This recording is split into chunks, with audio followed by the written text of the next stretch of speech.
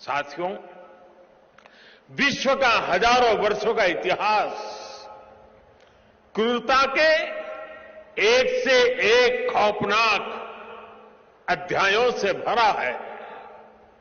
इतिहास से लेकर किंवदंतियों तक हर क्रूर चेहरे के सामने महानायकों और महानायिकाओं के भी एक से एक महान चरित्र रहे हैं। लेकिन ये भी सच है कि चमकौर और सरहिंद के युद्ध में जो कुछ हुआ वो भूतो न भविष्यति था।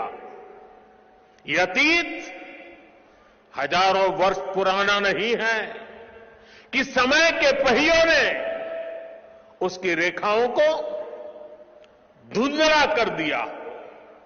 ये सब कुछ इसी देश की मिट्टी पर केवल 3 सदी पहले हुआ।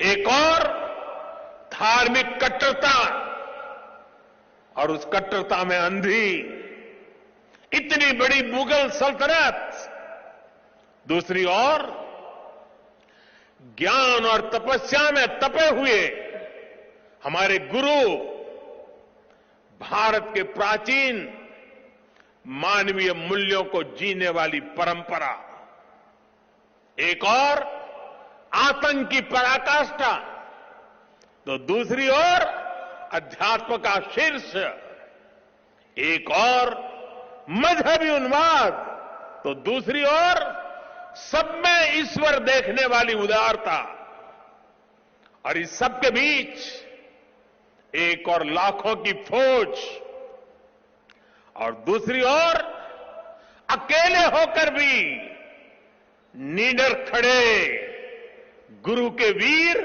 साहबजादे। ये वीर साहबजादे किसी धमकी से डरे नहीं, किसी के सामने झुके नहीं। जोरावर सिंह साहब और फतेह सिंह साहब दोनों को दीवार में जिंदा चुनवा दिया गया। एक और नृशंसता ने अपनी सभी सीमाएं तोड़ दी, तो दूसरी ओर धैर्य, शौर्य, पराक्रम के भी सभी प्रतिमान टूट गए। साहिबजादा अजीत सिंह और साहिबजादा जुझार सिंह ने भी बहादुरी की वो मिसाल कायम की जो सदियों को प्रेरणा दे रही है। भाइयों और बहनों, जिस देश की विरासत ऐसी हो, जिसका इतिहास ऐसा हो, उसमें स्वाभाविक रूप से स्वाभिमान और आत्मविश्वास कूट कूट कर भरा होना चाहिए। लेकिन दुर्भाग्य से हमें इतिहास के नाम पर वो गढ़े हुए नैरेटिव बताए और पढ़ाए जाते रहे, जिनसे हमारे भीतर हीन भावना पैदा हो।